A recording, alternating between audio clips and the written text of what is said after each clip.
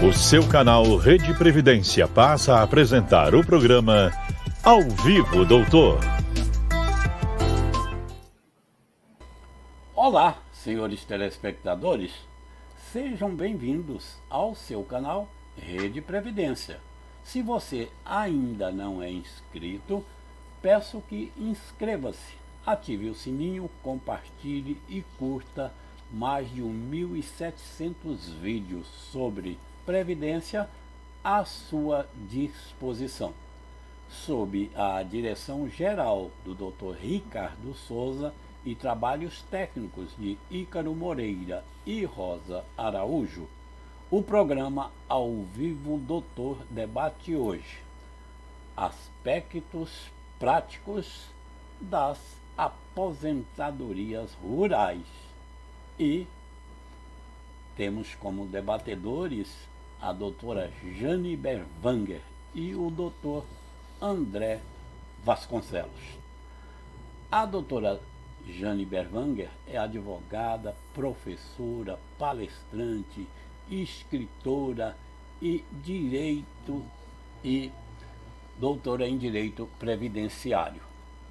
Muito boa noite, doutora Jane Berwanger. Seja bem-vindo mais uma vez trazer a sua sapiência até o nosso programa Ao Vivo, Doutor.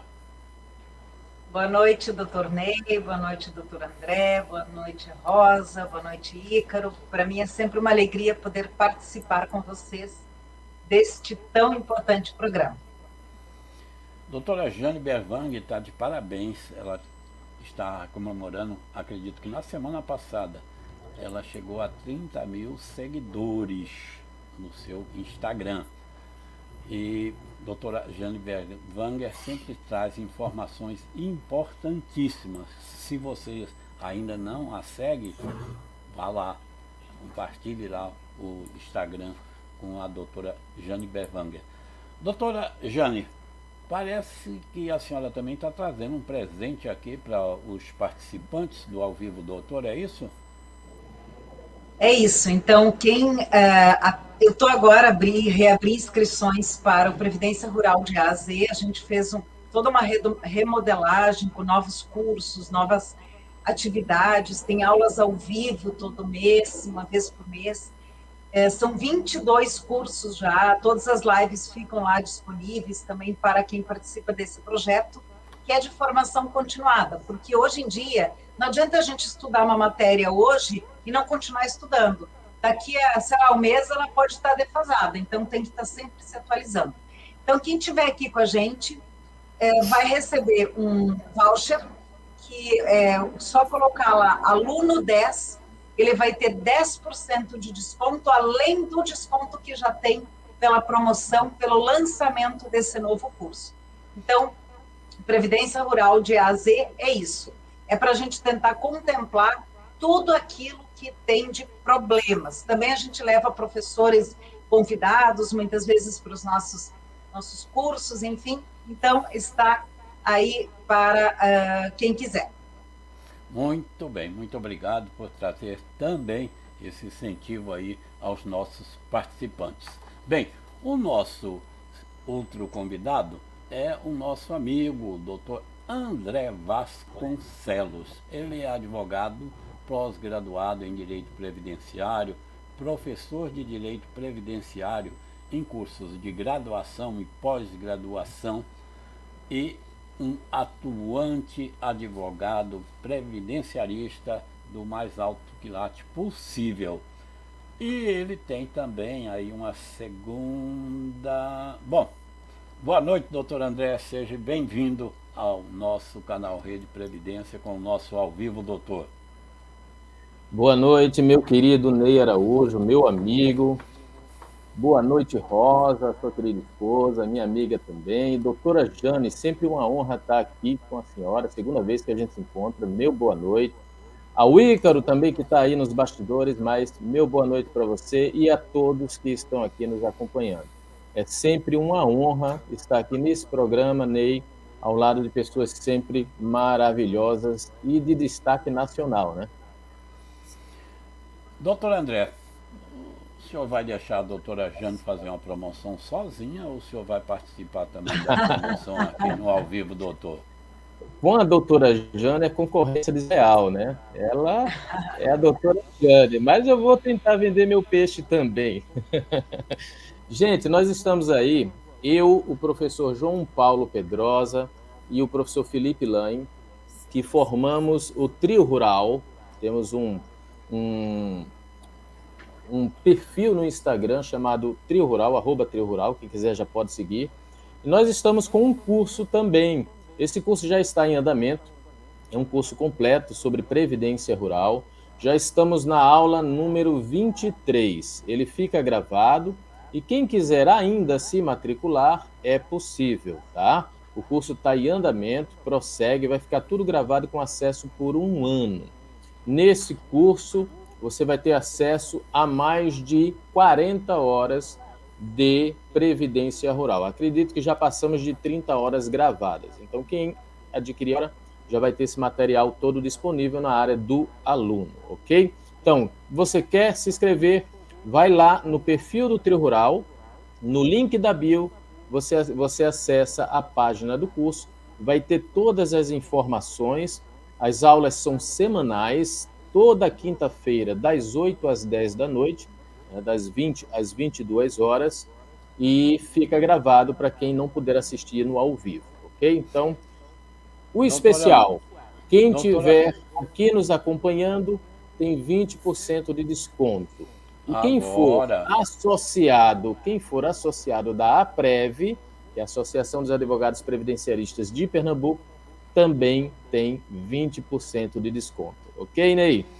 Ok, até que enfim o doutor André Vasconcelos abriu a mão, isso é muito bom.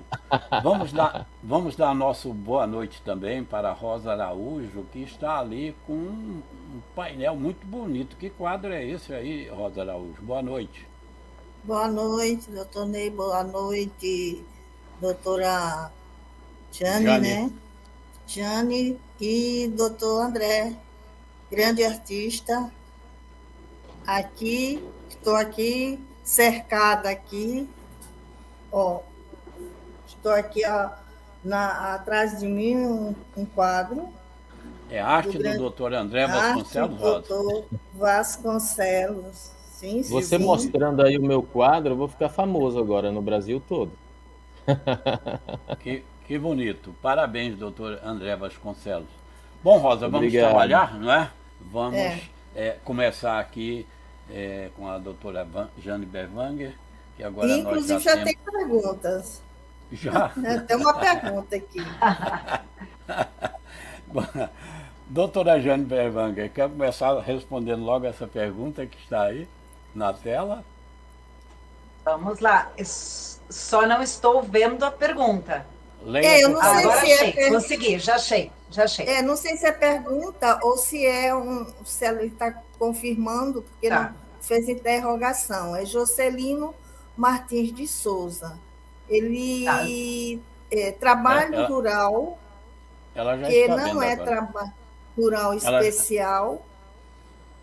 O grande agricultor é seus filhos.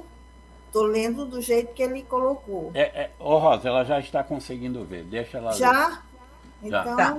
Então okay. Assim, o que o Jocelino traz, eu acredito que seja aquele que, por algum motivo, que é agricultor, mas por algum motivo não se enquadra como segurado especial.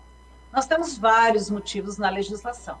Exploração de área superior a 4 módulos fiscais, embora o STJ tenha relativizado um pouco essa situação, mas a gente não pode se empolgar muito com isso, e depois até eu vou explicar um pouco mais sobre o tema 1115, porque eu atuei nesse processo, então eu conheço ele. Também pode ser que a pessoa desenquadre por contratar empregados acima do limite de 120 dias no ano, por a pessoa ter rendas que não são aquelas rendas permitidas, e pelas mais variadas situações que eventualmente o judiciário traz para dentro do processo.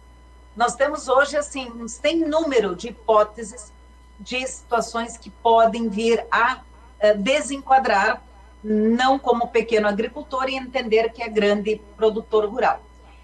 E, neste caso, eles não precisam... o problema não é a prova, eles têm que recolher contribuições mensais, e a aposentadoria é aos 62 anos para a mulher e aos 65 anos para o homem. Então, aquele que, por algum motivo, não se enquadra como segurado especial, ele tem que recolher contribuições mensais para ter acesso à aposentadoria. Bom, ele não precisa... ele poderia até recolher como segurado facultativo. Então, não precisaria nem se preocupar muito com a prova da atividade. Mas vamos dizer que ele se inscreveu como produtor rural, continuou pagando. Presume-se que ele é isso, e não é um problema, ele não tem que fazer prova disso como regra. Quando que ele teria que fazer prova disso? Só quando, por exemplo, houvesse uma possível incompatibilidade. Vou dar um exemplo. Ele recolheu como contribuinte, uma pessoa recolheu como contribuinte individual e, ao mesmo tempo, é servidor público. E a Constituição diz que o servidor público não pode contribuir para o regime geral como segurado facultativo. Então, poderia o INSS olhar para essas contribuições de contribuinte individual e dizer assim, mas será que ele era mesmo? Que espécie de contribuinte individual ele era? Que atividades ele fazia? Agora, se não tem nenhum impedimento, nenhum motivo, a pessoa podia ter pago como facultativo, poderia ter pago como contribuinte individual, então provavelmente não vai enfrentar nenhum problema. Ou seja, não vai haver esse questionamento, tampouco uma exigência para apresentar provas anuais. Resumindo, acho improvável o INSS solicitar provas de atividade rural para o grande produtor que recolheu contribuições mensais. Muito bem. Doutor André, e o rural especial, ele pode se aposentar com aposentadoria com valor acima do salário mínimo? Vamos lá, Ney. Essa é uma questão que é levantada no escritório, né? Quando a gente vai conversar com o cliente, ele sempre pergunta, mas professor, aliás, mas doutor, a minha aposentadoria será de mínimo, né, de valor mínimo? Veja bem, Ney, a primeira coisa que devemos saber, né, é qual é a categoria de trabalhador rural que estamos falando. Isso porque o rural empregado, o rural avulso e o rural contribuinte individual, a RMI é calculada apurando-se a média dos salários de contribuição. Quem tem a limitação da RMI, ou seja, quem tem a RMI fixada por lei em um salário mínimo, é o rural segurado especial. Para o segurado especial ter uma RMI de valor superior ao valor do salário mínimo, ou seja, calculada pela regra da média dos salários de contribuição, ele deve comprovar que contribuiu facultativamente para a Previdência. Interessante que essa contribuição, Ney, essa contribuição facultativa, é específica do segurado especial. Ela tem um código próprio, ela tem um código, salvo engano, 1503 para a mensal e 1554 para a trimestral, né? Isso está previsto na própria lei, lá no parágrafo 1º do artigo 25 da lei de custeio. E o interessante também, Ney, é que, além de uma RMI superior ao salário mínimo, o segurado especial passará a ter direito a todos os benefícios do regime geral de previdência social. Você pega lá o artigo 39 da Lei de Benefícios, tem o inciso 1 e o inciso 2. No inciso 1 elenca quais são os benefícios que o segurado especial tem acesso, tem direito. Mas no inciso 2 ele diz que se ele for contribuinte facultativo, ele vai ter acesso a todos os benefícios da Previdência Social. Tá? Outra coisa importante ressaltar é que quando o cálculo da RMI se der pela regra da média dos salários de contribuição, a fórmula de cálculo não é a da emenda constitucional 103, mas a da lei 9876. Isso porque a emenda constitucional 103, ela não alterou a forma de cálculo da aposentadoria dos trabalhadores rurais. E sendo assim, essa RMI ela será calculada da seguinte forma, de forma bem rápida eu vou explicar. Primeiro eu devo calcular o salário de benefício, depois multiplicar pelo coeficiente para se chegar à RMI. O salário de benefício ele vai ser igual à média aritmética simples dos 80% maiores salários de contribuição. Obviamente, esses salários de contribuição corrigidos monetariamente, né, dentro de um período que nós chamamos de BPC. E será multiplicado pelo fator previdenciário se ele for positivo, já que se trata de aposentadoria por idade, o fator previdenciário só se aplica se for acima de 1. Né? Lembrando também que nessa média aritmética simples, incide o chamado mínimo divisor de 60% do PBC. Né? Esse mínimo divisor pode realmente prejudicar na hora de tirar a média. Então, resumindo, a RMI ela vai ser igual ao salário de benefício vezes o coeficiente. Que coeficiente é esse? Para a aposentadoria por idade do trabalhador rural, será de 70% mais 1% por cada grupo de 12 contribuições, até o limite máximo de 100%. Então, Ney, dessa forma, é possível sim chegar a uma RMI superior ao salário mínimo para os segurados especiais. Mas isso também vai depender do histórico contributivo, se é ou não acima do mínimo. Imagine que ele contribuiu a vida toda, essa contribuição facultativa do segurado especial no mínimo, aí não vai adiantar nada. Quando tirar a média, vai ficar no mínimo do mesmo jeito, ok? Outra hipótese interessante, Ney, é que para o segurado especial obter uma RMI... Doutora André, se me permite, Pois essas não? regras aí que você falou, de 80% das maiores contribuições, começando a aposentadoria por idade por 70%, mais 1% para cada ano contribuído, essas regras são anteriores à reforma da Previdência, correto? Exatamente, exatamente. Como eu falei no início, para o segurado especial que contribui facultativamente e vai ter acesso à aposentadoria por idade rural, não mudou a regra pela emenda constitucional 103. Se aplica a vigente ainda da lei 9876. Que é mais vantajosa do que... Que é mais vantajosa, né? Geralmente é mais reforma. vantajosa, tá? Outra hipótese, que não seja essa da média, é também quando o segurado especial, por exemplo, antes de se aposentar, ele recebia o chamado auxílio acidente, porque o valor do auxílio acidente ele integra o salário de contribuição para todas as aposentadorias. Isso está previsto no artigo 31, combinado com o artigo 34, inciso 2 da Lei de Benefício. Então, seria também uma hipótese que ele poderia ter uma renda acima do valor mínimo. Então, respondendo para finalizar a pergunta, há sim possibilidade do segurado especial receber mais de um salário mínimo, desde que se enquadre nessas hipóteses que eu expliquei. Muito bem. Bom, pessoal, doutora Jane Berwanger trouxe aí para nós, né, para todos que estão participando aqui do nosso Ao Vivo Doutor de hoje, falando sobre os aspectos práticos das aposentadorias reais, um desconto aí muito bom, bem gordo, no curso espetacular que ela tem. E o doutor André também está presenteando os participantes aí com desconto no curso que ele tem. Já já a gente volta a falar mais sobre esses cursos disponibilizados com descontos, tanto pela doutora Jane Berwanger como também pelo doutor André Vasconcelos.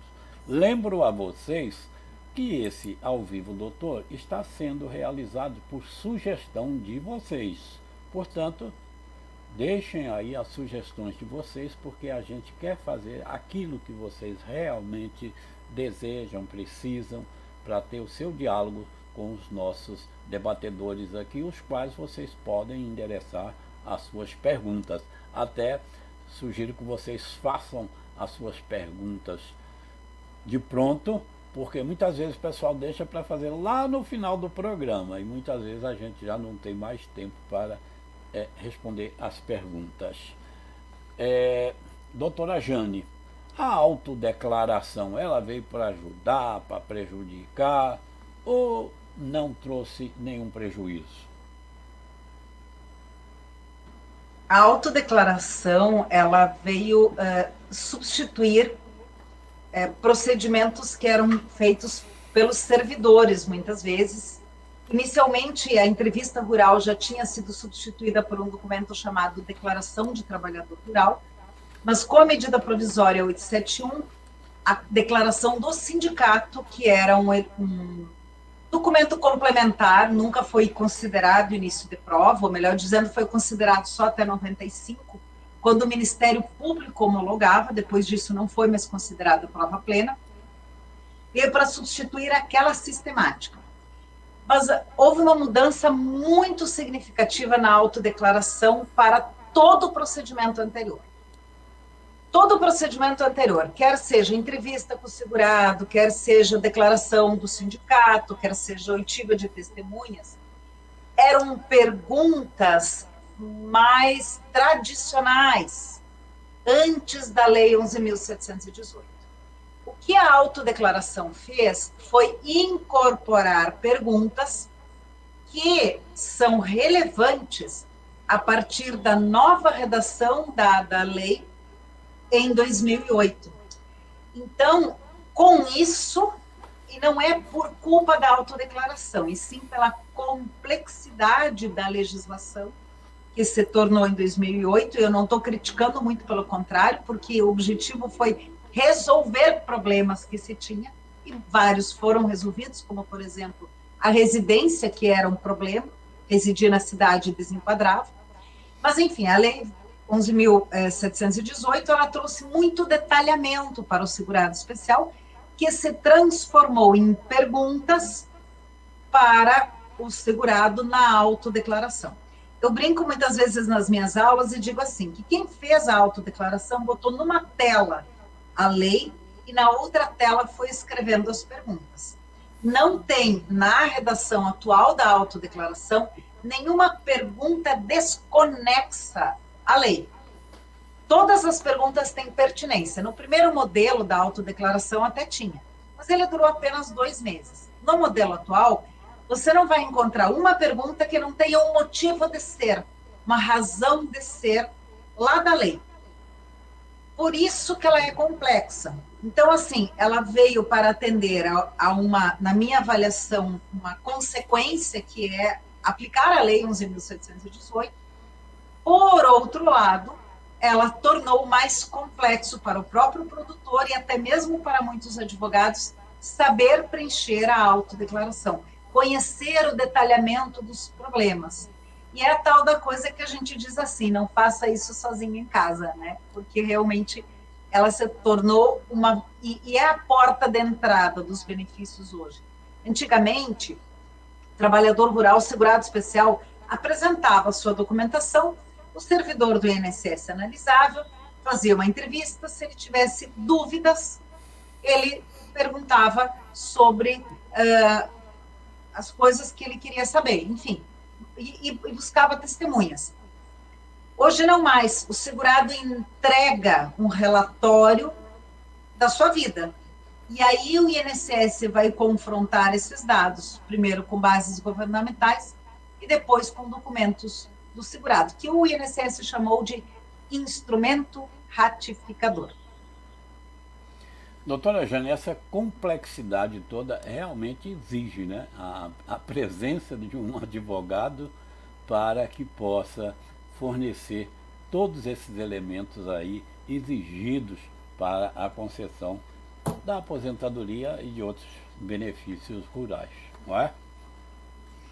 Ela não, como eu dizia assim, ela decorre do texto da lei. Se a gente comparar aquilo que a lei antes de 2008 falava sobre o segurado especial e aquilo que a lei a partir de 2008 fala, é muito mais dispositivos, muito mais detalhes, muito mais parágrafos, muito mais complexidade. Então, a autodeclaração é um reflexo dessa complexidade. E muitas vezes o rural, não é, nem ler sabe. E como é que vai... Muito menos interpretar, né? Muito menos interpretar. Ele não consegue ler, como vai interpretar? Às vezes lê, mas lê também um pouquinho, e é claro que não vai ter esse discernimento. Doutor André, uma família que esteja numa área de grande extensão, há possibilidade dessa família conseguir a aposentadoria como rural especial? Vamos lá, Ney. Antes mesmo de entrar nesse tema, Ney, eu vi aqui um comentário da professora Jane, né, sobre a questão de que ela entende que a média é de 100% e aplica-se a alíquota de 70% mais 1% ao ano, mas tiraria a média dos 100% dos salários de contribuição. É isso, doutora Jane, na sua interpretação? Sim, até assim, quando saiu o decreto, vários professores vieram falar comigo, o doutor Ivan, o doutor Frederico, dizendo assim, como assim que é 70% mais um? Então, aquele artigo 26, que fala da média dos 100%, ele se aplica para Da emenda todos. constitucional 103, né? Isso, se aplica para todos. Uhum. Só que na hora que você vai aplicar os 60% mais 2%, esse se aplica só para as aposentadorias programadas, porque ele remete para o inciso primeiro.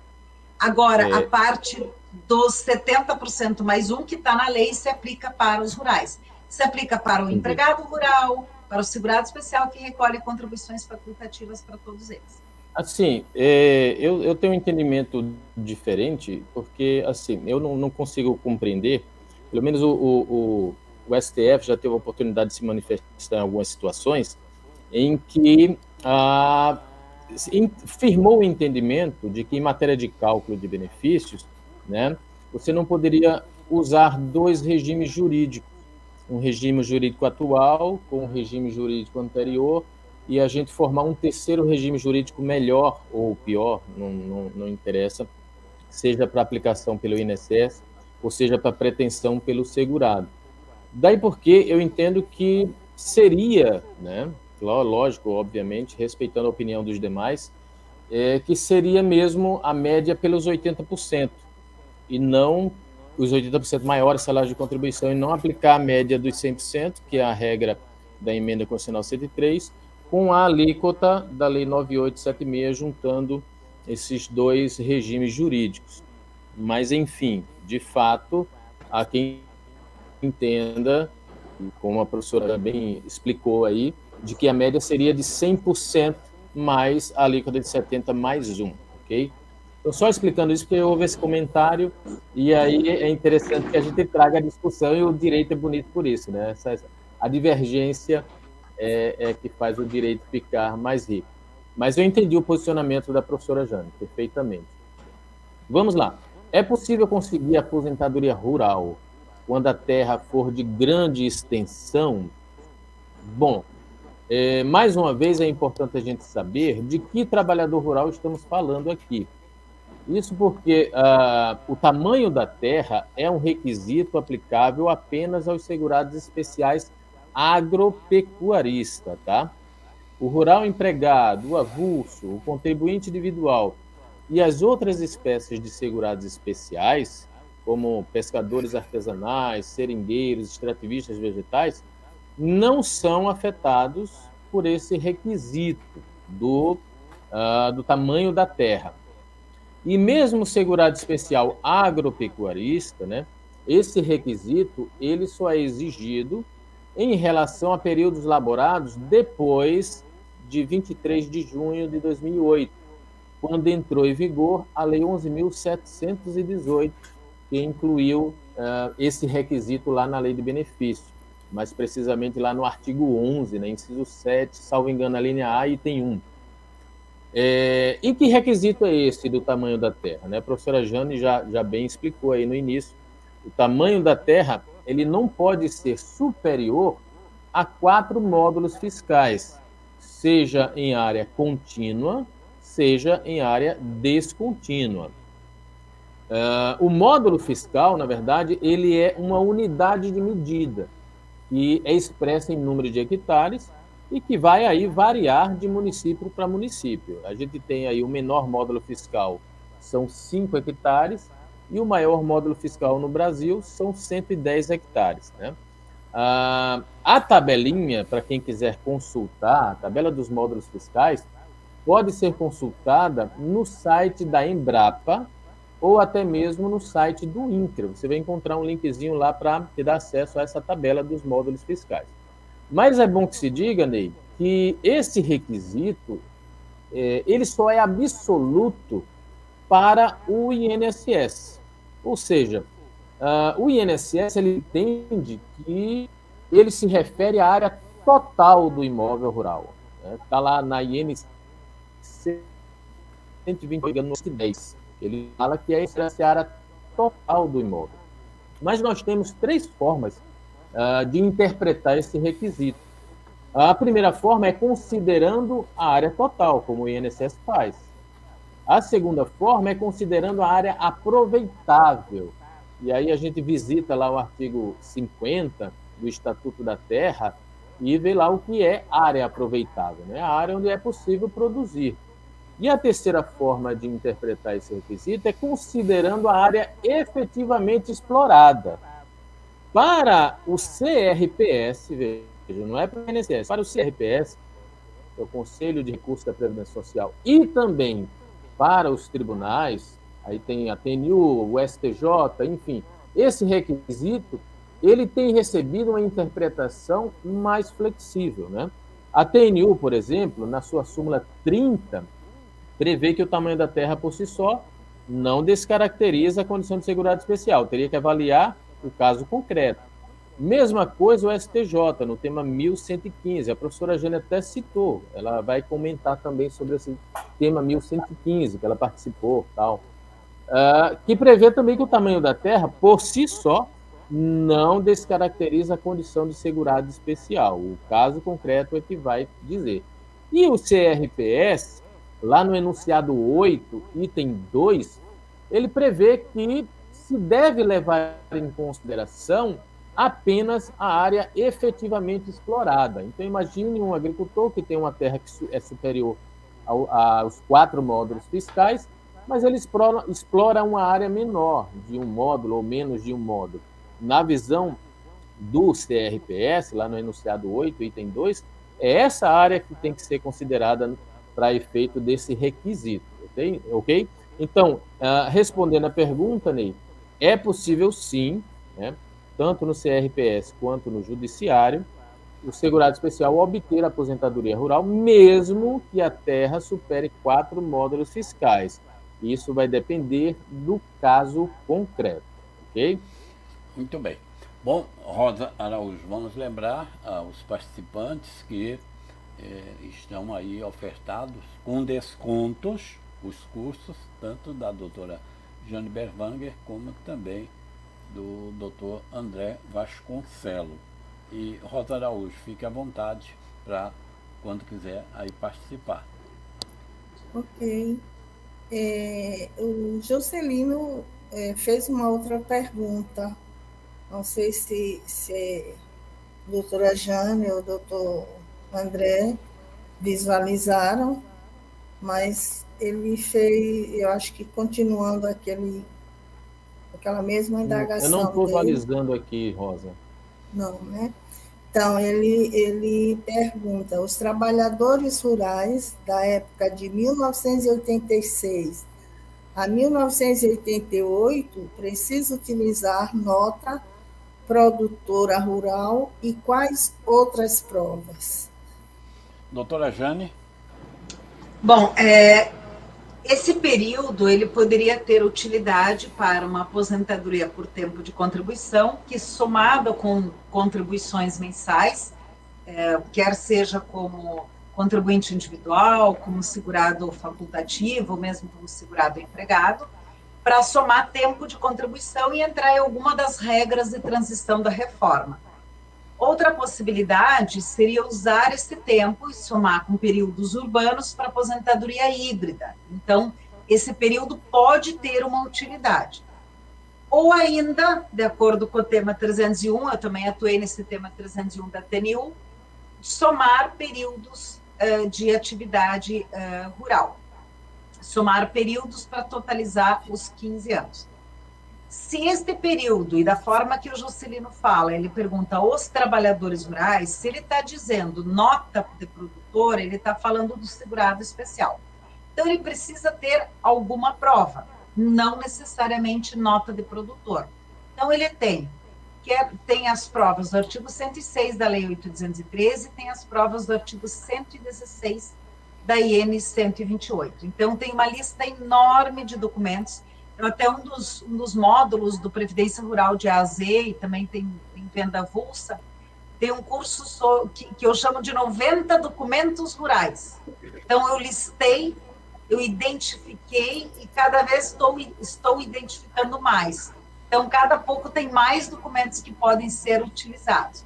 Então, vai depender muito da finalidade para a qual a pessoa vai querer utilizar essa documentação. Então, respondendo à pergunta dele, se ele está falando de um segurado especial, ele precisa apresentar alguma prova daquele período para poder usar para aposentadoria por tempo de contribuição, para aposentadoria híbrida ou para a aposentadoria rural. Doutora Jane Bervang, ainda continuando aí nesse assunto, tem uma pergunta que me pediram que lhe fizesse. Olha, a doutora Jane Bervang, com aquela larga experiência que ela tem, pergunta a ela qual o caminho mais prático para se provar a atividade rural. Bom, a primeira coisa é não errar na autodeclaração, né? Porque o que o servidor faz, o roteiro que ele deve seguir é, primeiro, ver o conteúdo da autodeclaração. Eu tenho um amigo, doutor Ney, que quando saiu a declaração, ele trabalha num sindicato e ele dizia para mim assim, isso não é uma autodeclaração, isso é uma autoferração, porque era tanta pergunta complexa no começo, assim, pergunta que não tinha nada a ver. Então, assim, se a pessoa passar da primeira fase do jogo, que é responder corretamente à autodeclaração, o servidor do INSS deve, segundo a orientação que ele tem, ir para a segunda fase, que é passar um radar pelas bases governamentais. Então, ele vai procurar nas bases governamentais se tem algum elemento. Se o segurado teve declaração de aptidão ao PRONAF, se INCRA, ITRs, CIPRA, MEI, enfim, vai fazer a busca das bases governamentais. Não encontrou nada lá, o segurado apresentou documentos, ele vai analisar os documentos. O segurado não apresentou, o servidor deve requerer, emitir uma carta de exigência para que o segurado apresente. Mas isto nem sempre acontece. Então, eu sempre sugiro para o pessoal apresentar desde logo os documentos que ele tem. Então, assim, o segredo é autodeclaração bem preenchida, mais instrumento ratificador. No instrumento ratificador pode ser ou base governamental ou documento apresentado pelo segurado. Muito bem. Ícaro, nós temos aí as promoções trazidas pela doutora Jane Berwanger e também pelo doutor André Vasconcelos. Se puder trazê-las aí à tela para que a gente visualize.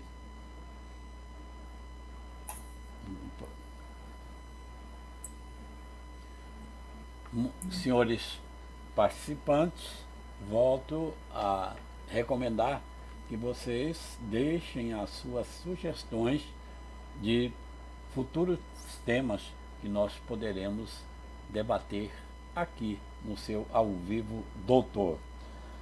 Doutor André Vasconcelos, quem tem trabalho urbano e rural consegue somar esses períodos para se aposentar? Vamos lá. O trabalhador rural que tem tempo urbano, nós temos o seguinte tratamento para ele. Primeiro, eu tenho que identificar qual é o trabalhador rural que eu estou falando, né? Ou seja, se trata assim do trabalhador rural que é urbano e tem um tempo rural lá de trás, ou se é o contrário, né? A resposta mais adequada para essa pergunta, Lei, depende do caso concreto. Eu vou explicar. Sabemos que o tempo rural ele pode ser contínuo ou intercalado, né, com o tempo urbano. Isso está previsto na própria Lei de Benefício, artigo 48, parágrafo 2º. Se o tempo exclusivamente rural, tá? Falei agora o exclusivamente rural, desconsiderado o tempo urbano, totalizar a carência de 15 anos, é possível a concessão da aposentadoria por idade rural, tá? E no caso do segurado especial, desde que esse tempo rural há também um requisito da atualidade. Que requisito é esse? Primeiro, haja um tempo rural imediatamente anterior à DER ou imediatamente anterior ao implemento da idade. Nós temos a súmula 54 da TNU e também o tema 642 do STJ, que criou, interpretou, melhor dizendo, esse requisito, entendendo que o tempo rural ele tem que ser atual, mas entende-se como atual imediatamente anterior ao requerimento ou imediatamente anterior ao implemento da idade. E segundo, que haja o chamado início de prova material para cada retorno à atividade rural. Isso aí já é previsão da própria IN 128, lá no artigo 116, parágrafo 2º. Então, atendido esses requisitos, pode sim ser considerado uma aposentadoria rural, mesmo em se tratando, né, de tempo mesmo se tratando de tempo mesclado, intercalado entre rural e urbano, porque somando-se apenas o rural, vai atingir a carência necessária. Agora, se o tempo é exclusivamente rural não totalizar essa carência de 15 anos, mas totalizar somando-se o tempo urbano com o rural, aí o segurado poderá obter a chamada aposentadoria por idade híbrida. Aí já é a regra do parágrafo 3º do artigo 48 da Lei de Benefício. Mas lembrando uma coisa, tá? Nesse caso, o requisito etário é o mesmo aplicável para os trabalhadores urbanos, ou seja, não tem a redução etária dos rurais, porque estou mesclando o tempo urbano com o tempo rural para fins de aposentadoria híbrida. Mas é importante ressaltar, Ney, que essa discussão sobre tempo rural intercalado com tempo urbano, ela rendeu por muito tempo, né, e por parte do judiciário, algumas interpretações assim muito incoerentes, para não falar esdrúxulas, né? Por exemplo, vou te dizer uma coisa, a turma Rexal de Pernambuco, ela adotava o entendimento, isso por um período, que o tempo urbano, se fosse superior a 5 anos, por exemplo, com o retorno à atividade rural, o segurado especial teria que reiniciar a contagem da sua carência, ou seja, reiniciar do zero a contagem da sua carência.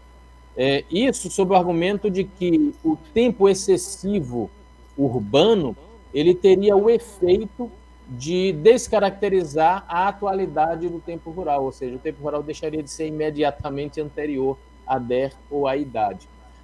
Felizmente, Ney, a TNU pôs uma pedra nessa discussão, né, e isso aconteceu no julgamento do tema 301, que a professora Jane já mencionou, né, em que a TNU entendeu que a duração do tempo urbano ele seria irrelevante. Essa duração seria irrelevante para a contagem do tempo rural, né, de forma intercalada, devendo sim ele ser somado, só o tempo rural, para fins de concessão da aposentadoria por idade rural. Então, respondendo a pergunta, Ney, é possível sim o segurado especial se aposentar por idade rural, a rural pura, mesmo que ele tenha elaborado em atividades urbanas, tá?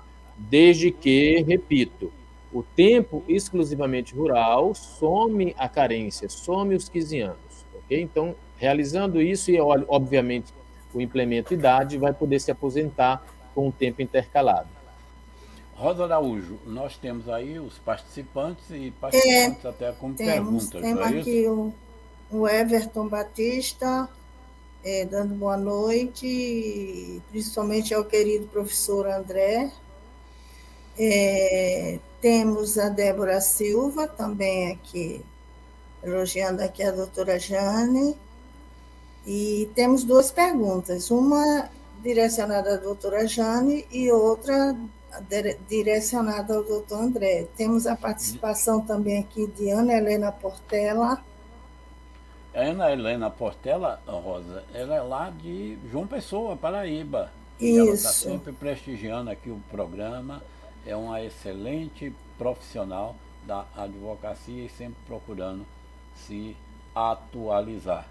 Olha, doutora Jane Bervange, a senhora consegue visualizar a pergunta que lhe está dirigida ou quer que Rosa...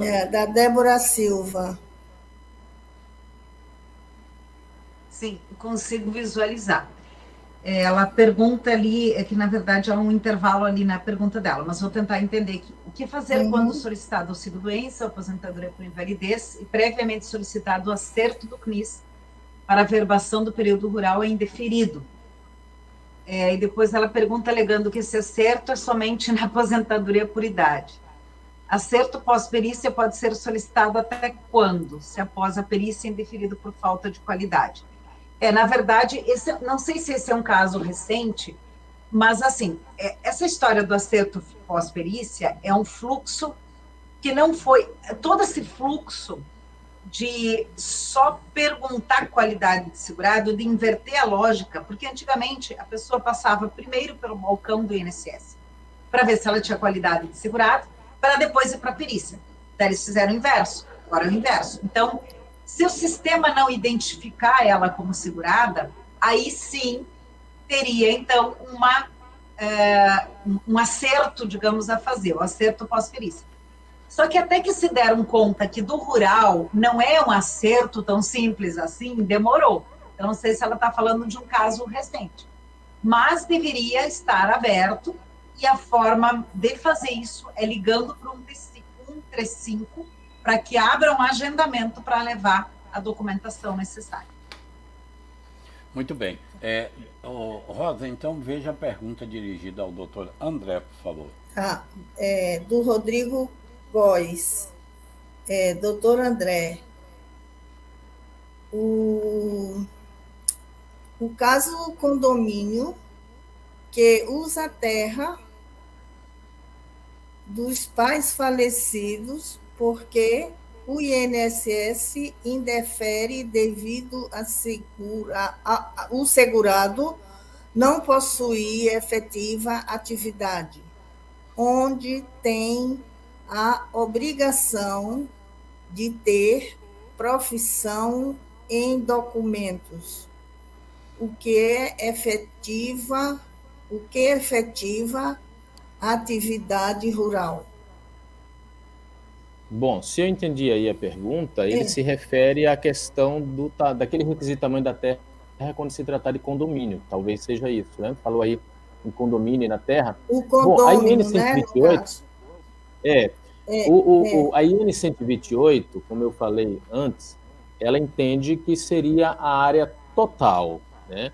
Eu tenho, digamos, 3 herdeiros, ali ainda a falta de formalização dessa partilha, então a IN vai entender, né, o INSS vai exigir, em relação a cada um deles, o requisito de atendimento aos 4 módulos fiscais, considerando a área total. Então vai somar todas as cotas de cada um dos herdeiros, se eles ainda não formalizaram a partilha. Isso está expresso na IN 128, salvo engano, no artigo 110, alguns dos seus parágrafos. Agora, ela também diz que depois de formalizar a partilha, aí não.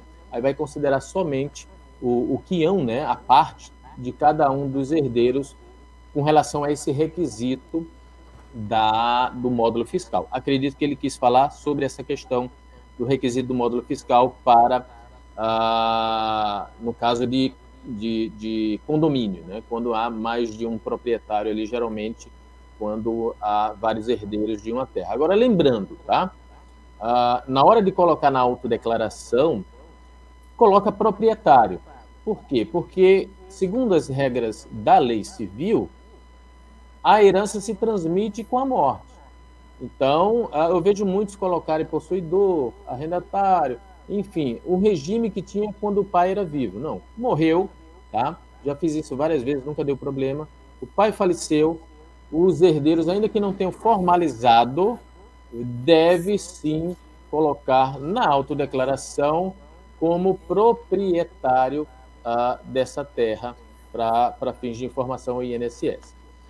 Não sei também se na pergunta ele fala sobre a questão da comprovação. É isso, Rosa? Eu não entendi bem o final. Se puder repetir. Ele coloca aqui, eu vou repetir a pergunta toda. A parte da comprovação. Onde tem a obrigação de ter profissão em documento. O que é efetiva atividade rural. Bom, eu acredito que ele está perguntando se nas provas materiais deve haver obrigatoriamente a expressão trabalhador rural como profissão. Talvez seja isso que eu tenha entendido. Se a professora Jane entendeu diferente aí, me ajuda.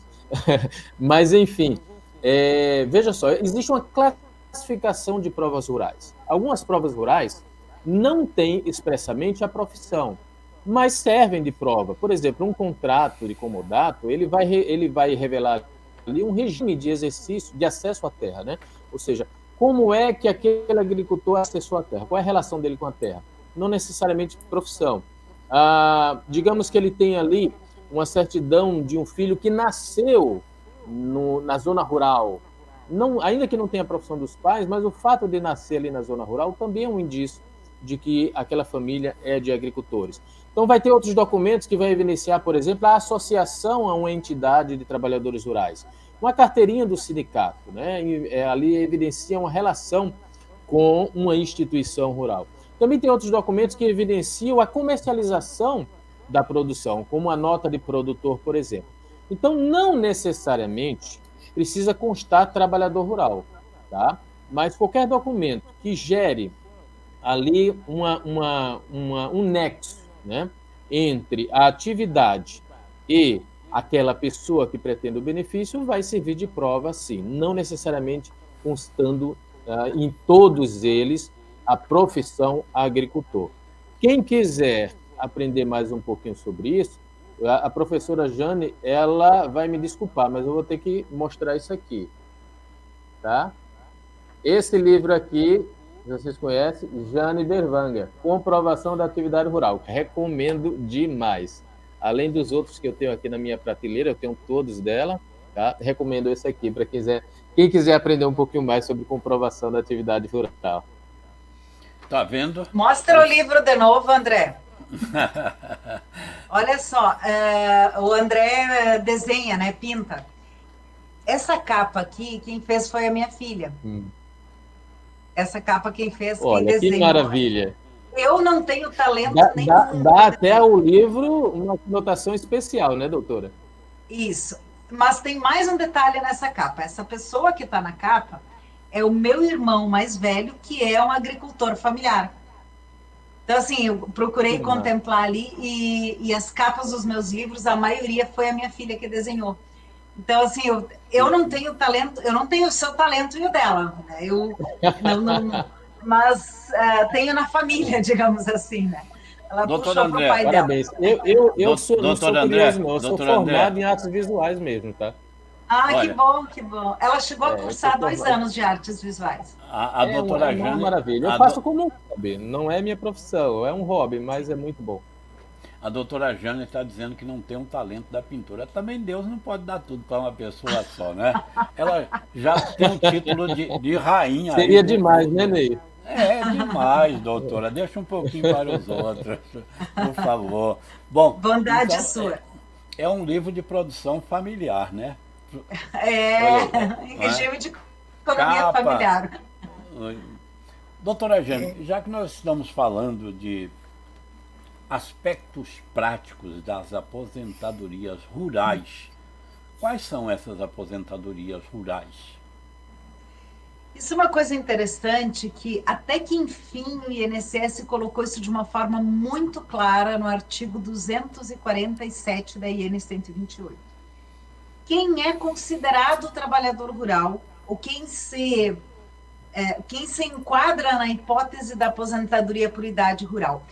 E é muito interessante que ele consegue fazer bem direitinho. Então, ele diz o seguinte: o empregado rural, o segurado especial, aquele que o INSS chama de contribuinte individual, que é o diarista boia fria, mas que a jurisprudência enquadra como segurado especial, o trabalhador avulso, que na prática ele não existe porque nunca foi regulamentado, mas poderia ser em algum momento. E aí ele diz assim, também tem direito à aposentadoria com idade reduzida o contribuinte individual garimpeiro que trabalha em regime de economia familiar. O que aconteceu com esse garimpeiro? É uma história muito engraçada, mas que acaba beneficiando, embora muitos não saibam disso. O garimpeiro, que trabalha em regime de economia familiar, era considerado segurado especial até a emenda 20. A emenda 20 tirou ele dessa condição lá do parágrafo 8º do artigo 195. Mas esqueceram de tirar ele lá do parágrafo 7º, que fala da aposentadoria com idade reduzida. E eu digo esqueceram porque realmente esqueceram, não é força de expressão. Na emenda 103, a coisa voltou à discussão, só que aí aconteceu um outro problema. E, novamente, o garimpeiro levou vantagem, sem querer querendo. Aconteceu o seguinte, eu participei muito dos debates no Congresso Nacional, inclusive falei para a Comissão da Reforma da Previdência sobre os rurais, e havia ali uma tentativa de encontrar uma redação melhor do que aquela que está no artigo 195, parágrafo 8º. Só que aí o governo veio com uma ideia de escrever assim, o produtor rural, quer seja proprietário ou não, contribuirá para a Previdência Social durante 15 anos de contribuição. Aí a gente disse, não, isso aí não tem acordo, não.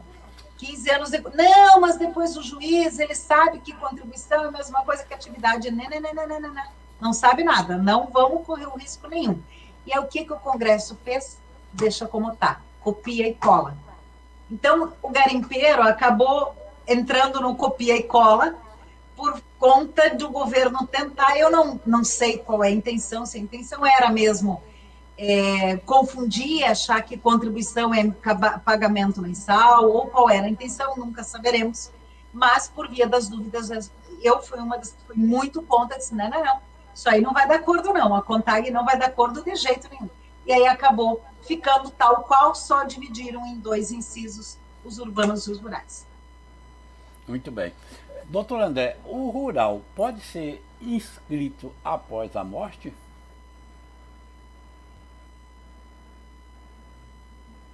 Travou.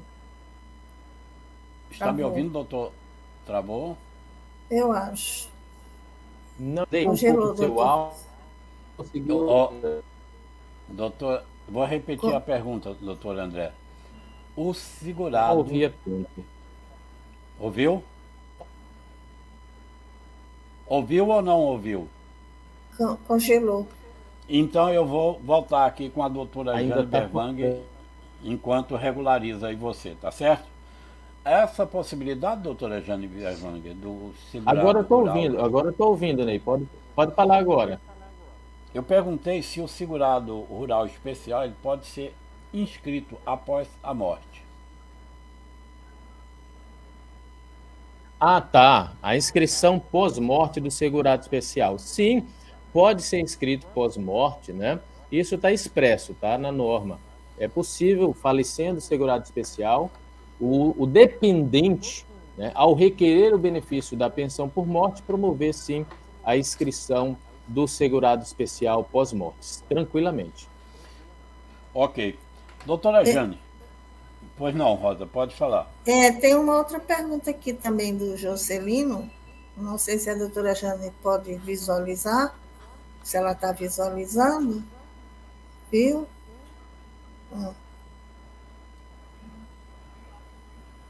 Doutora Jane, se estiver visualizando... Ela já fez sinal. Eu só tinha fechado o áudio, que ele dá um eco aqui. No passado, os contratos de arrendamento de terra eram muitas vezes verbais, sem documentação e provas. O agricultor que tinha boias frias na colheita, comprovação e INSS de fé.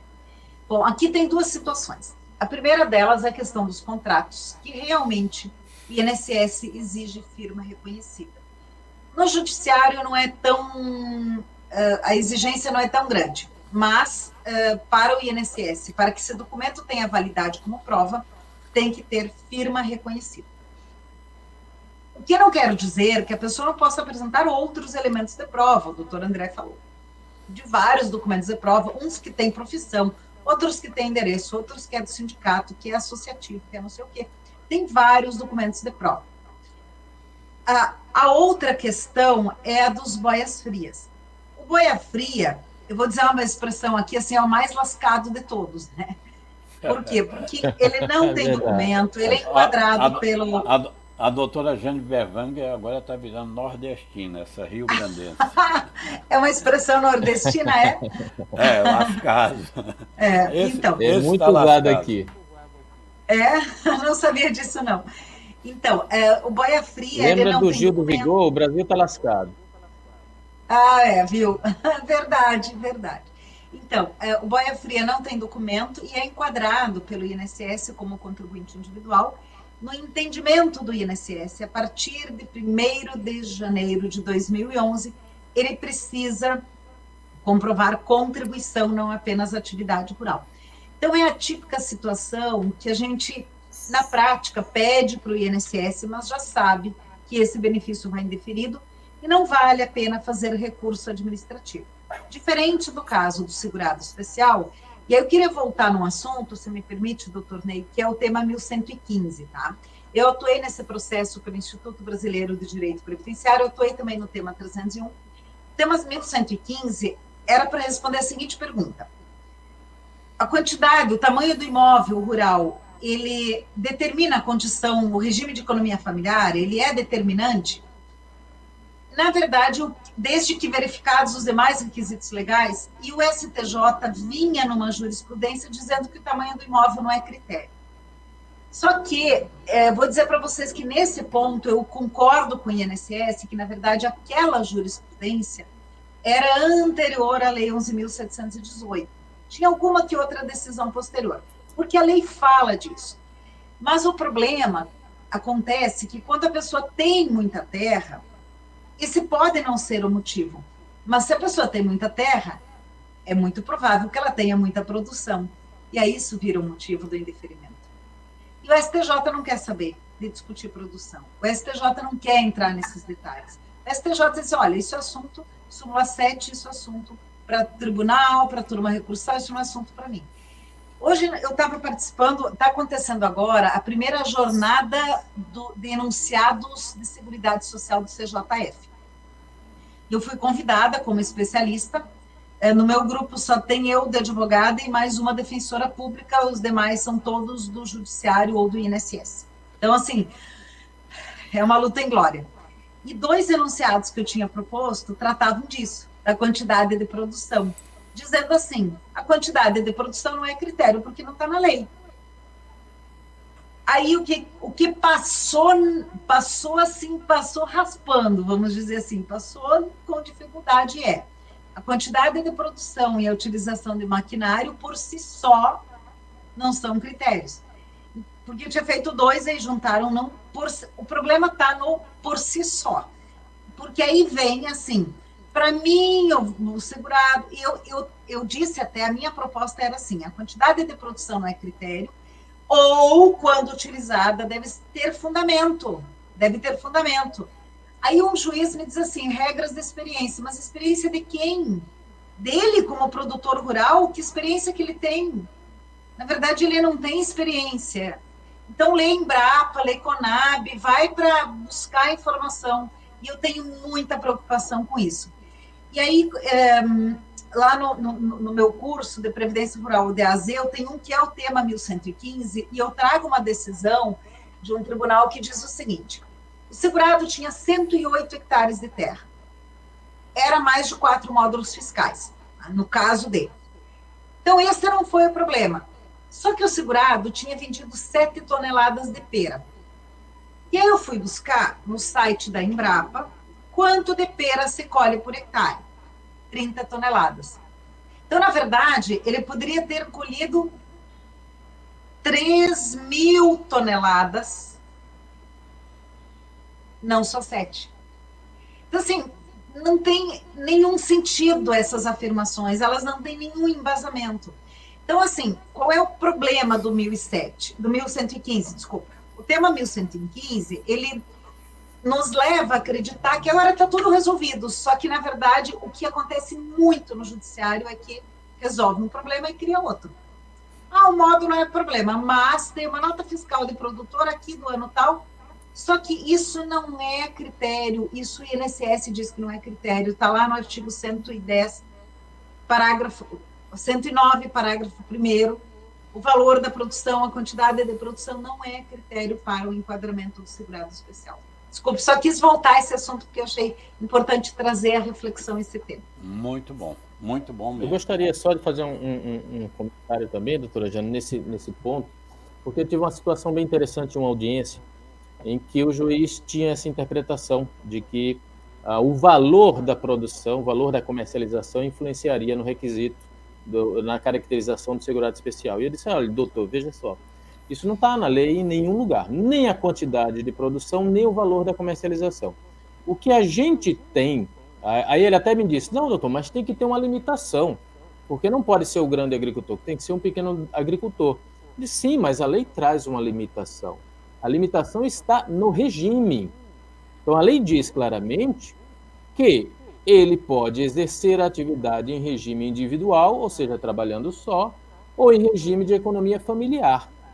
Enquanto ele tiver nesse regime, ele pode produzir quanto for e vender por quanto for, não vai descaracterizar. Agora, a partir do momento que o sistema produtivo dele já evoluiu e cresceu a ponto de que sozinho com a família ele não pode mais produzir aquela quantidade que vem produzindo, e aí ele precisa contratar mão de obra permanente, aí ele sai do regime familiar e entra no regime de contratação de mão de obra paga.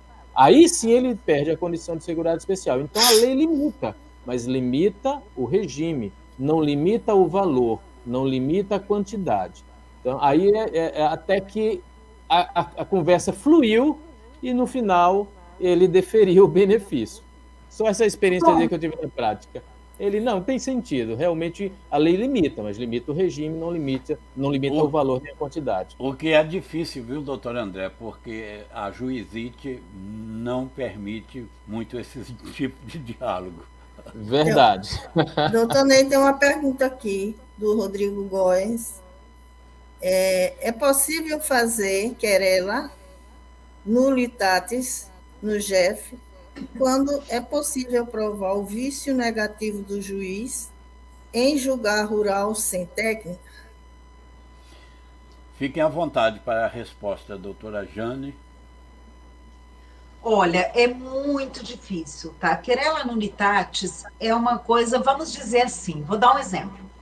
A pessoa pediu benefício assistencial e o juiz analisou auxílio por incapacidade temporária.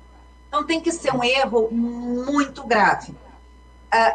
O vício técnico, ele abriria meio que geral, assim, tipo, abriria a porteira. E essa é uma coisa que, até uma das coisas que a gente estava discutindo hoje, mas é outra comissão que vai analisar lá dos enunciados, é o alcance do tema 629 do STJ. Então, talvez por este caminho tu consiga.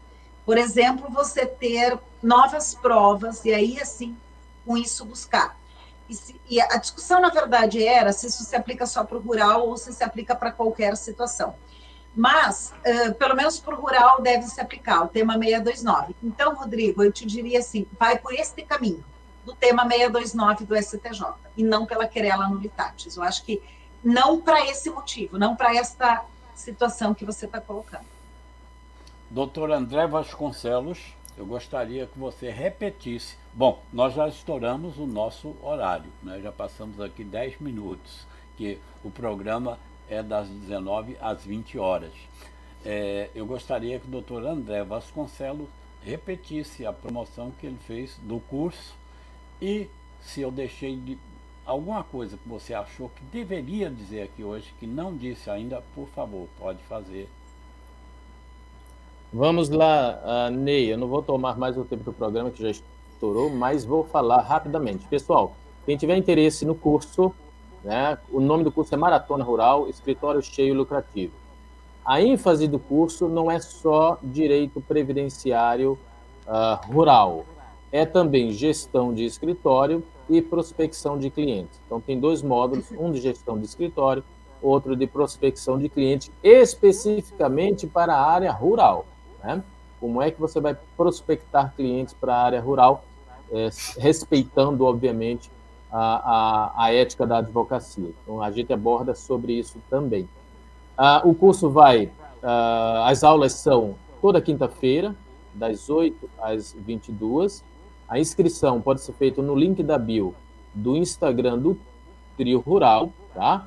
E já gravamos 23 aulas. Cada aula dura em média 2 horas. Já gravamos 23 aulas.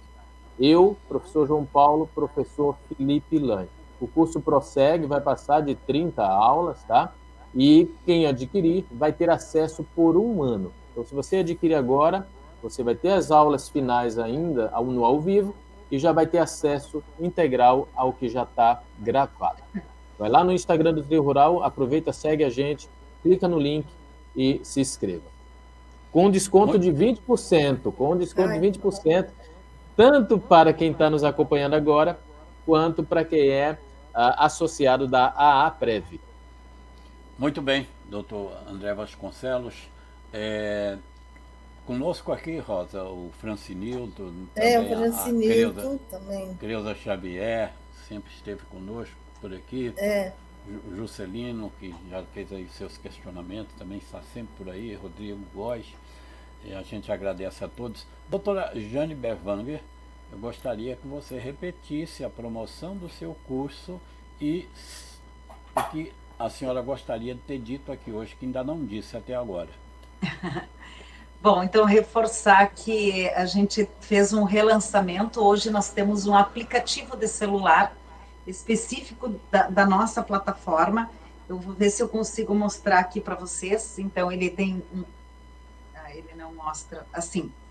Então, ele tem um aplicativo próprio, então você pode entrar por aqui, ver os cursos, você tem gamificação, se você consegue, tem perguntas, se você acessar o curso e responder as perguntas e acertar todas, você ganha, vai somando pontos ali, depois tem desconto, também tem descontos em livros, em outros produtos, a gente está fazendo alguns convênios agora também, e tem aula ao vivo, né? Tem o livro também, tem desconto do livro, né? Tem aula ao vivo e tem aulas gravadas. A gente fez uma regravação numa nova sistemática, mais dinâmica, essas últimas aulas que eu gravei, tentando assim encurtar um pouco, trazer mais dinamismo. Então, convido o pessoal a conhecer pelo menos, tá?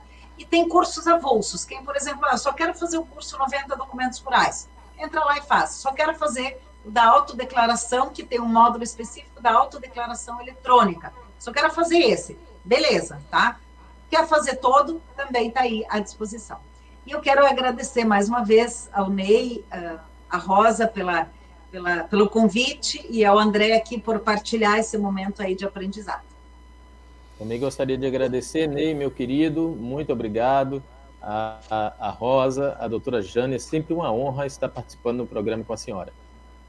Bem, eu também tenho que agradecê-los pela presença, não é? Agradecer também a Rosa aí pela participação e vocês sempre brilhantes, trouxeram aí grandes contribuições para mais este Ao Vivo Doutor.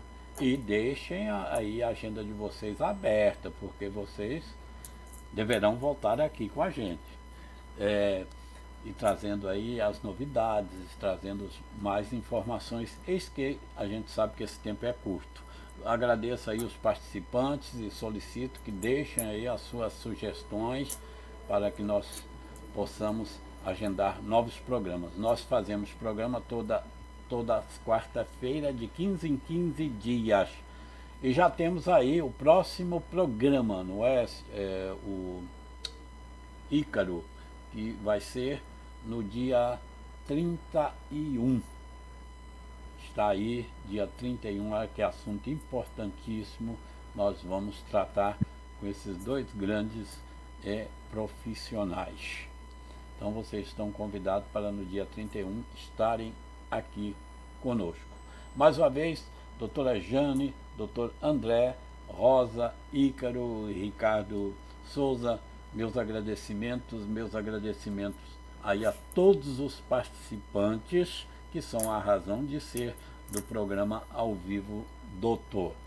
E convido-os para assistirem da segunda às sextas-feiras, às 18 horas, o Boletim Previdenciário de Notícias em 10 minutos, apresentado das segundas às sextas-feiras, às 18 horas, por doutora Karen, doutor Ricardo, doutora Luana, doutora Isabel, Blue Beach. Então, são os nossos apresentadores. Mais uma vez, muito agradecido, lembrando a vocês que canal Rede Previdência é o seu lugar. Estejam aqui sempre conosco. Muito obrigado.